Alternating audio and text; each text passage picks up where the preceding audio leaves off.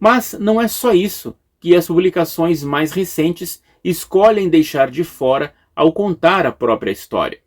Por exemplo, sempre ouvimos falar de resoluções nos congressos, e até parte dessas resoluções antigas são mencionadas na Sentinela, não é mesmo? Mas será que você já encontrou na biblioteca online da Torre de Vigia a resolução do Congresso de St. Louis em 1941? Não, né? Sabe por que você não encontra essa resolução? Porque ela fala de um assunto que a Torre de Vigia escolheu não falar mais.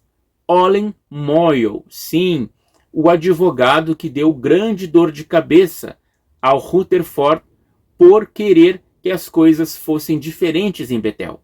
Estão lembrados que Moyle resolveu processar a Torre de Vigia e seus diretores porque ele foi difamado nas páginas da Sentinela. Então, nesse congresso de 1941, foi feita uma resolução contra Moyle. Essa resolução disse que Moyle cedeu à influência do adversário, tornando-se murmurador, queixoso e crítico de seus irmãos, que publicou e distribuiu uma carta contra os dirigentes da sociedade com falsas acusações, que ele processou a sociedade nos tribunais exigindo $100.000, que tal resolução era para alertar os irmãos, pois Moyle se tornou parte do servo mau, e que todas as pessoas que são devotas ao governo teocrático por Cristo Jesus evitem o dito Moyle e a literatura e publicações que ele divulga em oposição à sociedade Torre de Vigia de Bíblias e Tratados. O presidente anunciou que a resolução foi aprovada por unanimidade pelos 65.000 presentes. Ora, se Moyle processou a sociedade porque ele foi difamado nas páginas da Sentinela, o caso torna-se pior agora, porque num congresso com 65.000 pessoas, ele foi difamado novamente. Percebam que essa sempre é a tática da sociedade Torre de Vigia. Quando alguém aponta-lhe o dedo e mostra os seus defeitos, em vez de ser um verdadeiro servo de Jeová e reconhecer o seu erro a fim de mudar e servir melhor a Deus, ela simplesmente diz que tudo é mentira e diz para os seus membros não ter contato nenhum.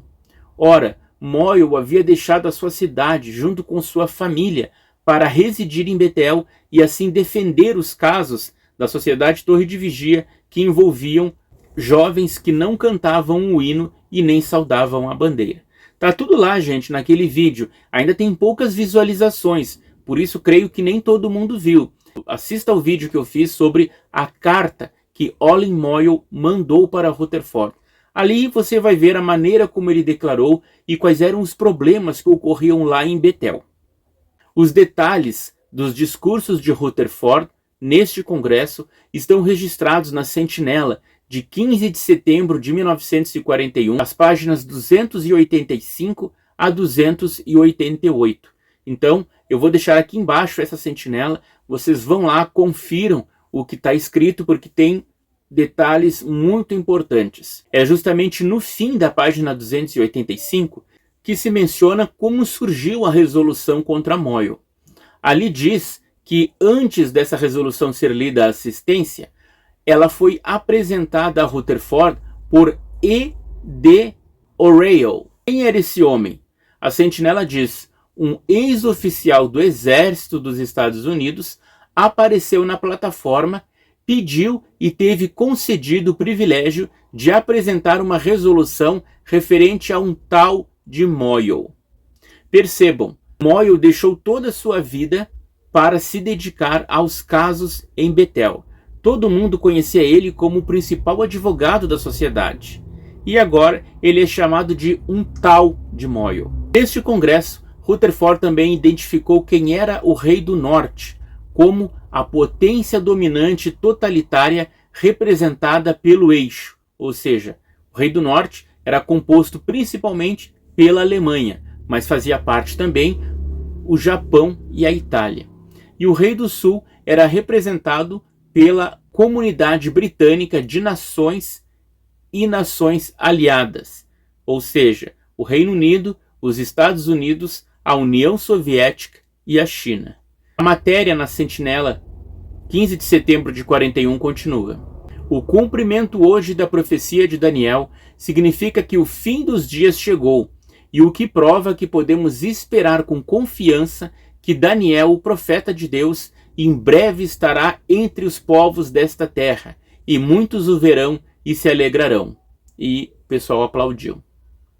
Então, a Sentinela explana sobre o domingo 10 de agosto, o chamado Dia das Crianças. Dos 3.903 que se batizaram no Congresso de St. Louis, 1.357 eram crianças. Sim, a pressa que Rutherford tinha era muito grande, pois para ele o fim estava ali, às portas. Então as crianças já deveriam ser batizadas logo. 115 mil pessoas assistiram o discurso principal chamado Filhos do Rei. Na arena principal, diz a Sentinela, bem em frente à plataforma que Rutherford discursaria, estavam todas as crianças de 5 a 18 anos, desacompanhadas de seus pais. Dentre as palavras do orador ditas estavam essas: os sobreviventes do Armagedon foram representados pelos filhos de Noé que sobreviveram ao dilúvio, e eles podem nunca morrer. Essa é a esperança de vocês, crianças. E daí as crianças todas aplaudiram. Veja bem, havia uma plateia enorme na frente de Rutherford, só de crianças, entre 5 e 18 anos. E o discurso era especificamente para eles. Só que as crianças empolgadas com aquele discurso, elas começavam a aplaudir Rutherford a cada frase que ele terminava. E isso acabou irritando o juiz. Isso não é só eu que estou dizendo, gente. Está lá nessa revista aí, ó. Sentinela, 15 de setembro de 1941, páginas 285 a 288. Percebam que a Sentinela disse que, inicialmente, Rutherford estava calmo ao fazer o seu discurso. E depois ele começou a se irritar com os aplausos constantes das crianças. Ela fala o seguinte no início do discurso: o orador então começou com uma voz calma e clara, como um pai instruindo silenciosamente seus próprios filhos em casa, na obediência ao mandamento divino.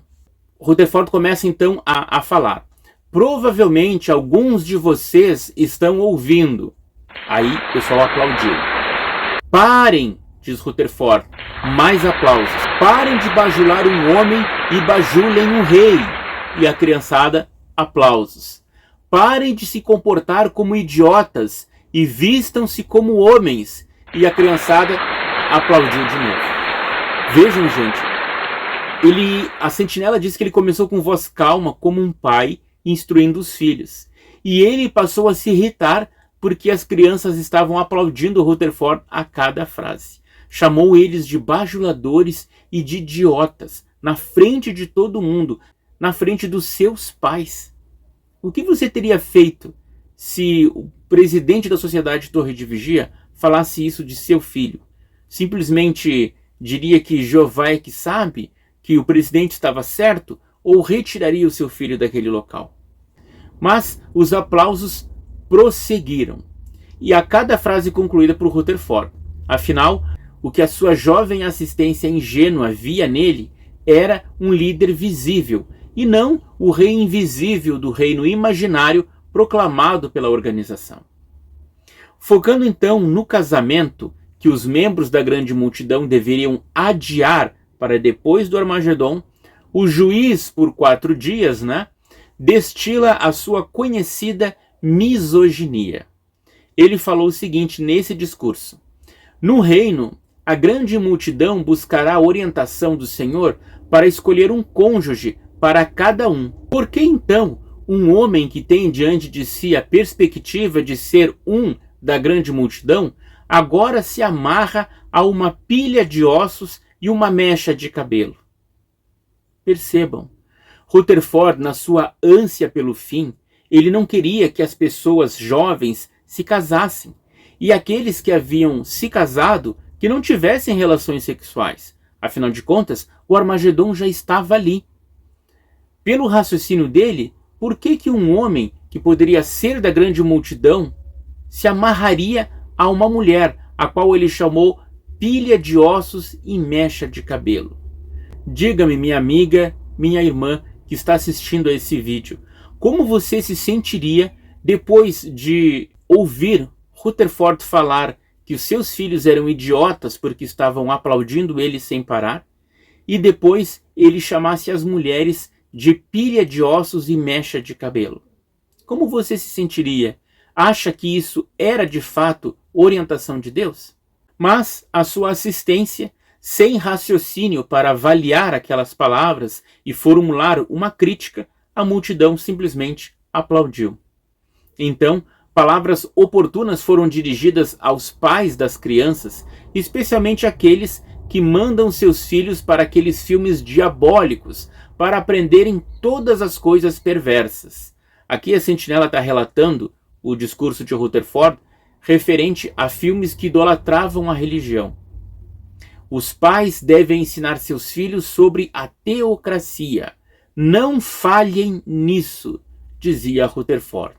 Ora, logo ele, cobrando dos pais que deveriam educar os seus filhos no caminho, logo ele, o homem cuja esposa estava separada dele, Rutherford estava já com sua segunda amante, Bertha Pale, e ele mesmo não conseguiu manter o próprio filho, Malcolm Rutherford, no caminho da organização. Mas era isso que ele cobrava dos pais. Fortalecendo a confiança da assistência em presenciar a ressurreição dos antigos patriarcas bíblicos, doutrina esta ensinada por pelo menos 20 anos, Rutherford diz: o mundo vindouro é descrito em 1 de Pedro 3,13 como um novo céu e uma nova terra. Aqueles homens fiéis ressuscitados da antiguidade, no governo visível como príncipes, serão a nova terra. E esses príncipes estão para chegar a qualquer momento. E a assistência aplaudiu. Em apenas 6 anos, depois de proferidas aquelas palavras, a casa dos príncipes Bet-Sarim foi vendida. E mais 6 anos depois, o ensino da ressurreição deles antes do Armagedon foi abandonado. Sim, precisou Rutherford morrer para que as coisas na organização mudassem. Percebam que não é uma questão de nova luz que Jeová vai revelando para essa organização, mas sim seus líderes teimosos que precisam morrer para as coisas mudarem. O caso de Clayton Woodworth, por exemplo, ele era o editor-chefe de The Golden Age, e todos sabemos como ele tinha aversão às vacinas e era contra a Associação Americana de Medicina. Somente depois da morte de Woodworth foi que a Sociedade Torre de Vigia passou a deixar a questão de se vacinar ou não como uma questão pessoal. De forma similar, o ensino de que os príncipes seriam ressuscitados na terra antes do Armagedon e morariam em Bet-Sarim continuou existindo apenas enquanto Rutherford estava vivo. Após a sua morte, esse ensino deixou de existir e Bet-Sarim foi vendida. Mas percebam que até então ele estava convicto de que aquilo aconteceria e ao mesmo tempo passava essa convicção para os irmãos. Na conclusão do seu discurso, Rutherford pediu: todas vocês, crianças, que concordaram em fazer a vontade de Deus e tomaram posição ao lado do seu governo teocrático por Cristo Jesus e que concordaram em obedecer a Deus e ao seu rei, por favor, levantem-se. E as crianças se levantaram. Eis aqui, diz ele, mais de 15.000 novas testemunhas do reino. E todos aplaudiram. Todos vocês que farão o que puderem para falar aos outros sobre o reino de Deus e suas bênçãos, por favor, digam sim. E a assistência, roboticamente obediente, disse sim e aplaudiu. Se vocês tivessem um instrumento em suas mãos que pudessem usar para a honra de Jeová e aprender sobre o seu reino, vocês o usariam? Sim, e o pessoal aplaudiu. Daí então ele lançou o livro chamado Children, que em português pode ser traduzido por filhos ou crianças.